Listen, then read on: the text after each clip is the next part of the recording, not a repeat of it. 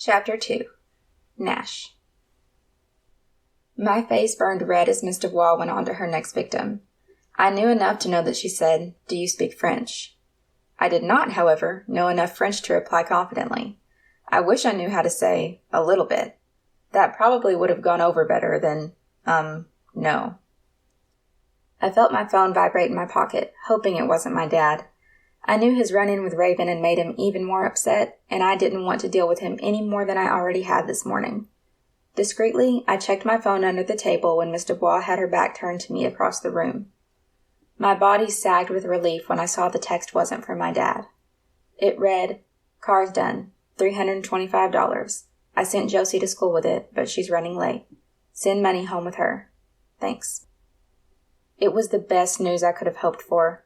I wouldn't have to spend another car ride with my dad. It looked like today was going to be a pretty unlucky one for me, but maybe it was turning around for the better. "Do I need to give Josie a ride to your house after school?" I messaged back, wondering just how awkward that would be. I doubted she would even speak to me. I was pretty far beneath her. "No, she said she would ride with her boyfriend. Thanks, though," he messaged back. My mechanic, Will, was Josie's older brother. Josie was a senior at the academy like me. I wasn't thrilled about her driving my car, but I asked Will to get it back as soon as possible by whatever means necessary. If it meant I could drive myself home, then I didn't care. I texted my dad to let him know I wouldn't need him to pick me up after school. He didn't respond, but I didn't expect him to. After my nightmare morning, it was nice to know there would not be a repeat on the ride home. My dad had yelled at me for the entire drive to school. He spewed about how stupid and irresponsible I was by not taking better care of my car. I should have realized something was wrong with it before it got this bad.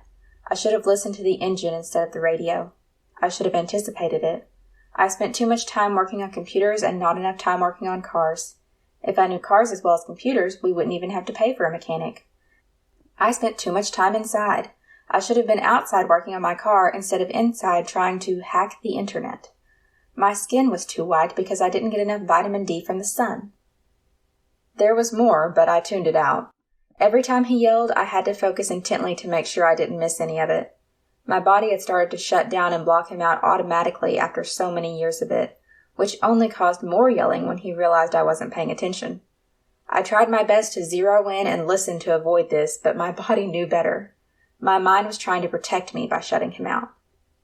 It didn't make any difference that the man knew nothing about computers or cars. That wasn't the point. The point was that I inconvenienced him, and he didn't want to be in the car with me any more than I wanted to be with him. When I saw Raven walking up to the side of his car in the parking lot, I wanted to scream for her to stop. She was walking in front of a runaway train. He was already too worked up to be helpful to anyone. I felt sorry for her. "Abort your mission," I tried to tell her with my eyes, but she didn't look at me to see my warning. I didn't know if she would have understood or trusted me anyway. When he left her behind with no answers about what to do about her dad, I wanted to explain that he was mad at me, not her. But she wouldn't understand that either. From the way she seemed worried about her dad, the man wasn't a psychopath. Everyone knew Dr. Haskins was incredibly weird, but we also knew he loved Raven. Maybe a little too much by the way he smothered her. The girl had no life whatsoever due to his many rules. Did my dad love me? Sure, as much as anyone loved a toaster that worked and provided you with a warm, crunchy breakfast. But when I wasn't performing to his standards, he loved me as much as anyone loved a toaster with a broken heating element.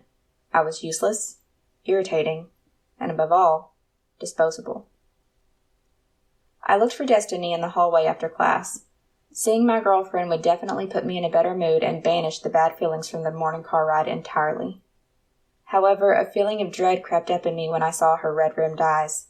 It was the same feeling I had in my stomach when I saw the squad car pulling in the driveway. Something bad was coming.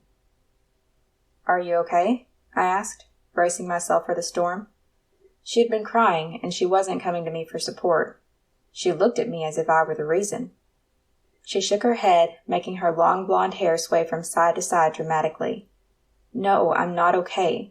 I'm going to ask you a question, and I need you to promise to tell me the truth, no matter how hard it is to say it out loud." My brain froze.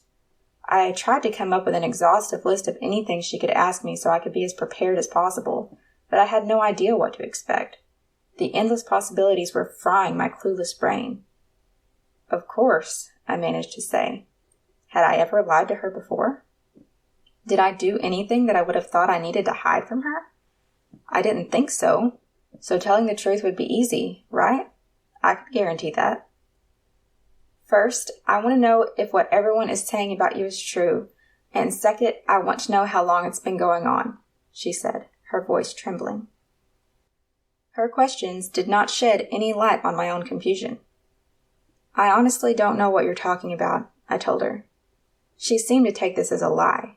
She closed her eyes tightly and balled up her fist in frustration. Just tell me how long, Nash, she said through clenched teeth. I didn't like how she said my name like I was the enemy here. How long what? I asked. My brain was spinning, trying to figure out what she could possibly be so upset about. How long have you been sleeping with Josie? She said, gasping for breath at the end of her sentence. She looked like she was about to explode into tears again at any moment. I was so surprised that I stepped backward. What? I haven't ever slept with Josie. That's ridiculous. I haven't even kissed her. What makes you think I did? It had to be a joke. It had to be. But her face didn't look like she was kidding. Everyone is talking about it, she managed to croak out through contained sobs. She glanced around at the people weaving around us as if they were speaking about it that very instant. They said they saw her driving your car this morning. Did she spend the night at your house? Wouldn't your parents be mad if they found out? She had no idea. I would never be stupid enough to sneak a girl into my room. I closed my eyes, lowered my head, shaking it from side to side. Destiny, please come talk to me before you start listening to crap like that.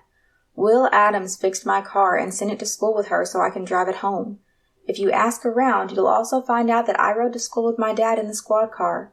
She did drive my car to school, but I haven't seen her since school yesterday, and I didn't even talk to her then. I swear, I couldn't tell you the last time she even looked in my direction. Her attitude went from despair to anger in a moment. I came and talked to you as soon as I could, Nash. I could hardly pull you out of class to ask you, and what a convenient excuse you have. This time, I clenched my fist. I hated being accused of making excuses every time I offered an explanation for something, especially one that was true. My dad did that to me enough. I didn't need it from her, too. Josie's boyfriend is driving her home, I growled. She delivered my car for me this morning. Nothing else. I have nothing to do with her, and I never have. Then how do you know that? She challenged me. How do you have an answer for everything? How rehearsed is all of this? I pulled my phone out of my back pocket. Will texted me and told me, look, you can read our entire conversation. You can look through my entire phone for evidence that won't be there. I have nothing to hide from you. I've never cheated on you with anyone. I will be giving Josie the money and getting my keys back today. And in case people start spreading lies about that, the money is to pay Will for the car, not to pay her for sex. Josie appeared behind Destiny, dangling my keys, at precisely the wrong time. You couldn't afford me, she said with a seductive wink. Just drop a check into my locker sometime today. I tried not to look as she sauntered off and flipped her red hair over her shoulder, but she commanded the attention of everyone in sight, even Destiny. I had never even considered a hookup between myself and Josie. She was way out of my league. We both knew it. Unfortunately, Destiny felt the same way I did about Josie, that she was miles beneath her and could never compete with someone so charismatic and sexy. Despite being so beautiful herself, her insecurity really worked against me in this scenario. I don't know if I should believe you, she said softly. I want to, but I don't want to be made a fool of. Please, if you don't believe me, ask her, I begged. Josie wants nothing to do with me, I assure you. She probably told me to drop that check in her locker so she didn't have to talk to me again in front of other people. It was probably the truth, but I wasn't bothered by it. It was the way of things. If you didn't play basketball, you didn't stand a chance with Josie Adams, and I was no athlete. We should take a break until this settles down, she said, stepping away from me. I need time to think about this. I don't want to make an emotional decision. What? Are you serious right now? We should take a break because someone who I don't even talk to delivered my car to school? I asked, anger and confusion leaking into every word. That sounds like an emotional decision to me. She had to realize how stupid it all sounded. She had to reconsider. She had nothing concrete to stand on. She sighed. I know. If you're telling the truth, then the whole situation is ridiculous. And if you're not, then I'm the most gullible idiot in the world for believing such a ridiculous story. I fought the urge to punch the lockers closest to me. So what does this mean? Are we together? Are we broken up? We had been together for nearly a year. I almost thought it would turn into an after high school kind of relationship. We had never had a conversation like this one, though. It's just a break, she said again, as if that were all the explanation I needed. I don't know what that means, I yelled, slamming the side of my fist against the metal locker. Are we together or not? She narrowed her beautiful brown eyes at me. Not. And to make it even clearer, I will not be attending the dance with you on Friday. Are you happy now? I wasn't. But I wasn't about to beg for her back either. That would imply that I had done something wrong, and I hadn't. I wouldn't have cheated on her. That's a line I would not cross. The fact that she didn't believe that, it made me angrier than I had ever been at her. Her twin sister Chloe came up behind her and touched her arm. Without speaking, the two rushed off to the bathroom before I could say another word. It was over. Destiny was my first real girlfriend, and I had lost her because of something as stupid as Josie driving my car to school. If I had let my dad drive me to Will's house to pick it up later instead, none of this madness would have even happened. I stood stunned as people rushed all around me. The warning bell went off to let us know that second period was imminent, but my feet didn't move. If it helps, I know you were telling the truth, a voice said from my right. I jumped in surprise as Raven stood there, adjusting her glasses. I didn't have the emotional bandwidth to deal with another person. I don't want to join the chess team, I said as I stalked away. It was hard to imagine any other reason why she would be talking to me. It wasn't like she needed test answers from me. She was smart enough on her own. I didn't figure you did, she replied calmly, as if I hadn't been rude and dismissive. She kept up with me as I charged toward English class. Unfortunately, that's where she was going too. I need to ask you for a favor, she asked. I heard through the grapevine that you got your car back, and I need a ride after school. I turned toward her, hoping to scare her with my cold stare. To go see my dad. Are you serious? She couldn't have picked a worse favor to ask me. She wasn't fazed. Actually, home first, then the sheriff's department if my dad still isn't there, so I can file a missing person report. I assume you overheard my conversation with your dad this morning? Lovely man, isn't he? I shook my head. No, Raven, I'm not going to willingly go anywhere my dad is. Sorry. She touched my arm to turn me back toward her. Even in my anger and defiance, she didn't seem deterred in the least. Was she brave? Or did she have no sense of self-preservation? Because if she had no sense of self-preservation, then she needed to stay light years away from my dad. He would destroy her. I'll make a deal with you, she said. I don't have any money, but I can help you with something else if you need me to. I looked around wildly. Like what? My homework? I'm doing fine, thanks.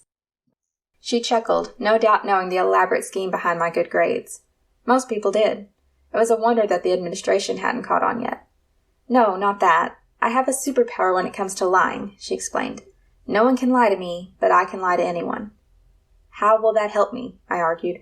I don't need to deceive anyone or interrogate them. She shrugged. I don't know, but I bet you can come up with something.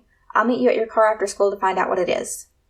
With absolute confidence, she strode to her seat. Apparently, I had become single and Raven's new chauffeur in a matter of only 10 minutes. What remained unseen was how I would make the most out of our deal. Was there anything I wanted or needed where having a good liar in my corner would come in handy?